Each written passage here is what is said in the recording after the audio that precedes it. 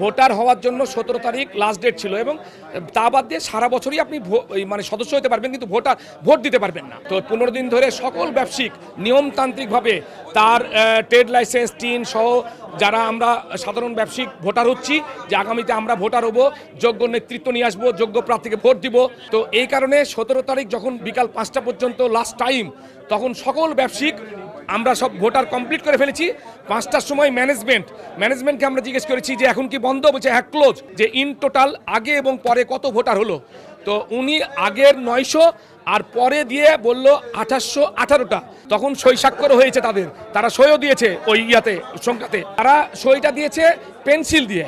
Policy দেখেন, মানে একটা সাদা কাগজে, তাদের এই চেম্বার অফ কমার্সে কোনো কাগজে দেয়নি। পরের দিন সকালবেলায় আমাদেরকে জানাচ্ছে যে 2818 না, 400 ভোট কিচেন রুমে ছিল, সোফার উপর ছিল। এটা কি মেনে নেওয়ার বিষয়? আমরা বলছি কিচেন রুমে ছিল, সোফার উপর ছিল, আপনারা দেখেননি। ওরা বলছে আমরা খেয়াল করিনি, এটা গণনার মধ্যে আনিনি। দিয়ে আজকে আমাদের সাথে বসার কথা ছিল যে আমাদের কাছে জবাব দিয়ে করতে হবে যে 400 ভোট বাড়লো কি করে। তো চেম্বার অফ কমার্সের সভাপতিও আসেনি, কেউই আসেনি।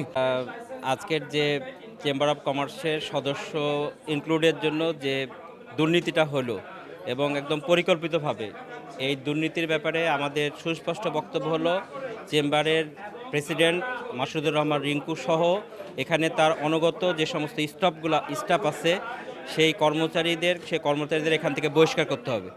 এবং সুস্পষ্ট আরেকটি দাবি হলো যে সমস্ত অবৈধ সদস্য এখানে ইনক্লুড করেছে অবৈধভাবে, এবং যারা চেম্বারের সদস্য হওয়ার যোগ্য না অথবা তাদের কোনো কাগজপত্র নাই, তাদের সেই সদস্য পদগুলো বাতিল করতে হবে।